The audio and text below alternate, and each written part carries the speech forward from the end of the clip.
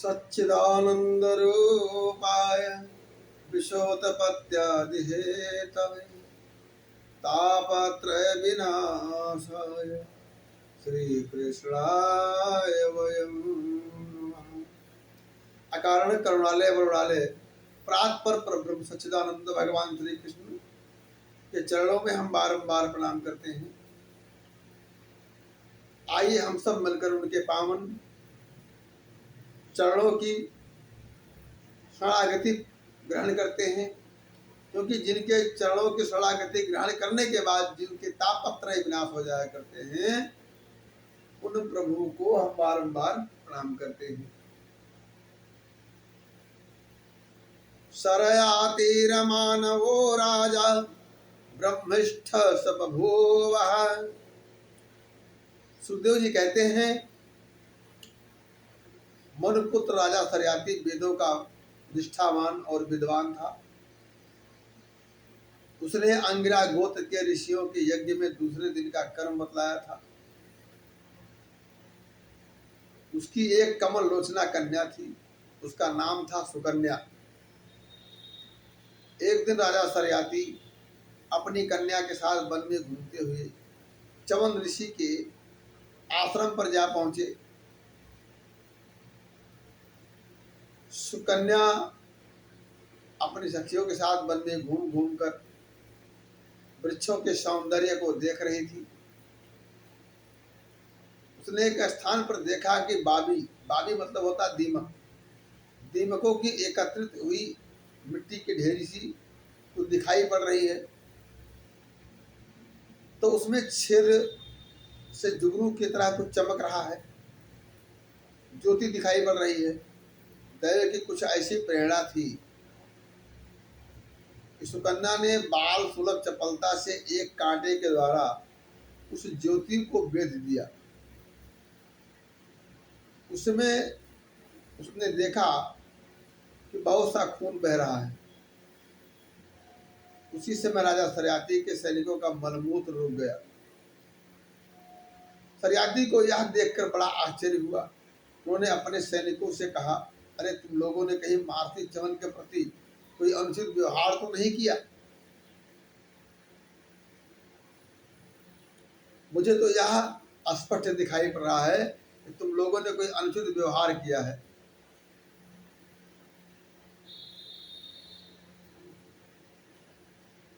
तब सुकन्या ने अपने पिता से डरते हुए कहा, सुकन्या प्राह पितरम भीता किंचित कृतम मया द्वे ज्योतिषी अजा अनंत्या दुर्भिन्ने कंटके न वै। सुकन्या ने अपने पिता से डरते हुए कहा, पिताजी, मैंने कुछ अपराध अवश्य किया है। मैंने अनजान में दो ज्योतियों को कांटे से छेद दिया।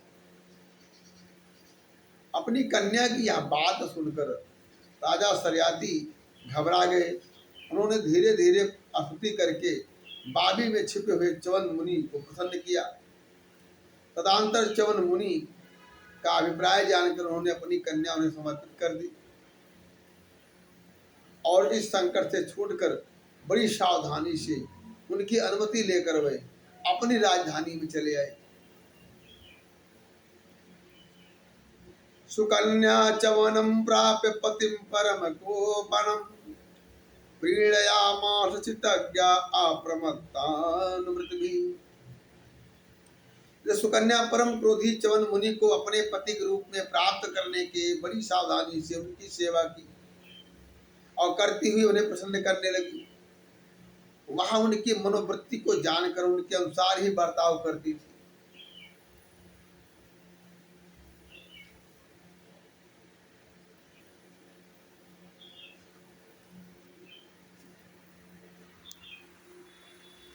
वह सुकन्या जो है, उनके मनोवृत्तियों को जानकर फिर उसके अनुसार उनके साथ यह बर्ताव करती थी। कुछ समय बीत जाने पर आश्रम पर दोनों अश्विनी कुमार आए और च्यवन मुनि ने उनका यथोचित सत्कार किया और कहा, आप दोनों समर्थ हैं, इसलिए मुझे युवा अवस्था प्रदान कीजिए। मेरा रूप एवं अवस्था ऐसी कर दीजिए जिसे युवती स्त्रियां चाहती हैं। और मैं जानता हूं कि आप लोग सोमपान के अधिकारी नहीं हैं, फिर भी मैं आपको यज्ञ में सोमरस का भाग दूंगा।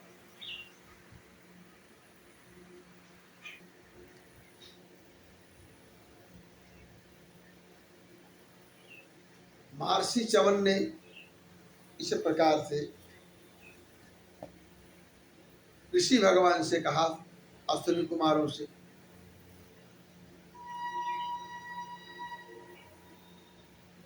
वैद्य शिरोमणि अश्विनी कुमारों ने महर्षि च्यवन का अभिनंदन करके कहा, ठीक है। और इसके बाद उनसे कहा कि यह सिद्धों के द्वारा बनाया हुआ कुंड है, आप इसमें स्नान कीजिए। इत्युक्त्वा जरयाग्रस्तदेहो धमनिसन्ततः। च्यवन मुनि के शरीर को बुढ़ापे ने घेर रखा था। सब और नसें दिखाई पड़ रही थी, झुर्रियां पड़ जाने के कारण, बाल पक जाने के कारण वे देखने में बहुत भद्दे लगते थे। अश्विनी कुमारों ने उन्हें अपने साथ लेकर कुंड में प्रवेश किया। उसी समय कुंड से 3 पुरुष बाहर निकले। वह तीनों ही कमलों की माला, कुंडल, सुंदर वस्त्र पहने एक से मालूम होते थे, बड़े बड़े सुंदर एवं स्त्रियों को प्रिय लगने वाले थे। परम साध्वी सुंदरी सुकन्या ने जब देखा कि तीनों एक ही आकृति के सूर्य के समान तेजस्वान हैं, तब अपने पति को न पहचान कर उसने अश्विनी कुमारों की शरण ली। उसके पातिव्रत से अश्विनी कुमार बहुत संतुष्ट हुए। उन्होंने उसके पति को बतला दिया और फिर च्यवन मुनि से आज्ञा लेकर विमान के द्वारा वह स्वर्ग को चले गए। यक्षमाणोऽथ सरयादिश च्यवनस्य आश्रमं गतः ददर्श दुहितुः पार्श्वे पुरुषं सूर्यवर्चसं। कुछ समय के बाद यज्ञ करने की इच्छा से राजा सरियाती च्यवन मुनि के आश्रम पर आए। वहां उन्होंने देखा कि उनकी सुकन्या के पास एक सूर्य के समान तेजस्वान पुरुष बैठा हुआ है। सुकन्या ने उनके चरणों की वंदना की। सरियाती ने उन्हें आशीर्वाद नहीं दिया और कुछ अप्रसन्न होकर बोले, दुष्टे, क्या तूने क्या किया? क्या तूने सबके वंदनीय च्यवन मुनि को धोखा दे दिया? अवश्य ही तूने उनको बूढ़ा और अपने काम का ना समझकर छोड़ दिया, और अब तो इस राह चलते जाड़ पुरुष की सेवा कर रही है। तेरा जन्म तो बड़े ऊंचे कुल में हुआ था, या उल्टी बुद्धि कैसे प्राप्त हुई? तेरा यह व्यवहार तो कुल में कलंक लगाने वाला है। हरे राम, तू निर्लज्ज होकर जाड़ पुरुष की सेवा कर रही है और इस प्रकार अपने पिता और पति दोनों के वंश को घोर नरक में ले जा रही है। बिभर्षि जारम यद पत्रपाकुलम पितुश्च भरतुश्च नयस्य यदस्तमः। राजा सरियाती के इस प्रकार कहने पर एवं ब्रुवाणम पितरम अस्मय माना अस्मृता। सुकन्या ने मुस्कुराकर कहा, पिताजी, ये आपके जामाता स्वयं भृगुनंदन महर्षि च्यवन हैं। इसके बाद उसने अपने पिता से महर्षि च्यवन के यौवन और सौंदर्य की प्राप्ति का सारा वृतांत कह सुनाया।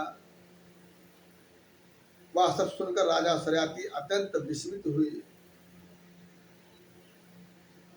उन्होंने बड़े वेग से अपनी पुत्री को गले से लगा लिया। प्रेम से बोलो, राधे राधे। सोमेन याजयन वीरम ग्रहम सोमस्य चाग्रहित।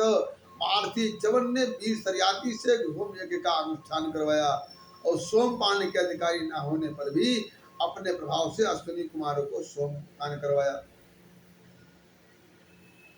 हंतुम तमाददे वज्रम सद्यो मनुर्वसितः। इंद्र बहुत जल्दी क्रोध कर बैठते हैं, इसलिए उनसे सारा दृश्य देखा नहीं गया, सहा नहीं गया। उन्होंने चिढ़कर सरियाती को मारने के लिए वज्र उठाया।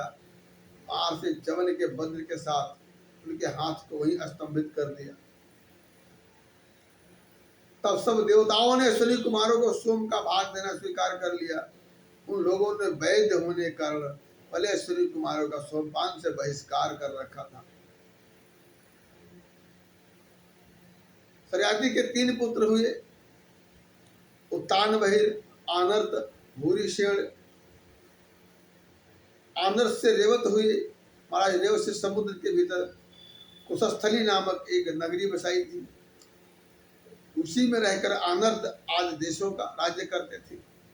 उनके 100 श्रेष्ठ पुत्र थे, जिन्हें सबसे बड़े ककुदमी अपनी कन्या रेवती को लेकर उनके लिए वर पूछने के उद्देश्य से ब्रह्मा जी के पास गए। उस समय ब्रह्मलोक का रास्ता ऐसे लोगों के लिए बेरोक टोक था। ब्रह्मलोक में गाने बजाने की धूम मची हुई थी। बातचीत के लिए अवसर न मिलने कारण वह कुछ क्षण वहीं ठहर गए। उत्सव के अंत में ब्रह्मा जी को नमस्कार करके उन्होंने अपना अभिप्राय निवेदन किया।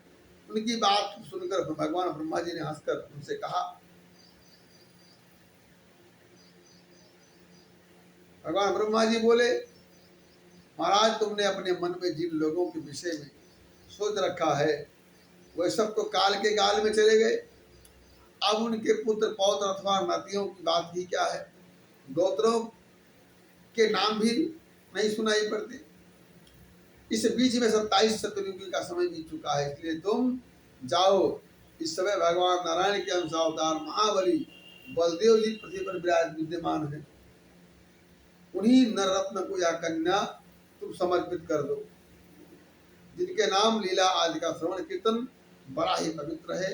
वही प्राणियों के जीवन सर्वस्व भगवान पृथ्वी का भार उतारने के लिए अपने अंश से अवतार लिए हुई है। राजा ककुदमी ने ब्रह्मा जी का आदेश प्राप्त करके चरणों की वंदना की और अपने नगर में चले आए। उनके वंशजों ने यक्षों के भय से वह नगरी छोड़ दी और जहां तहां वे यूं ही निवास करते रहे।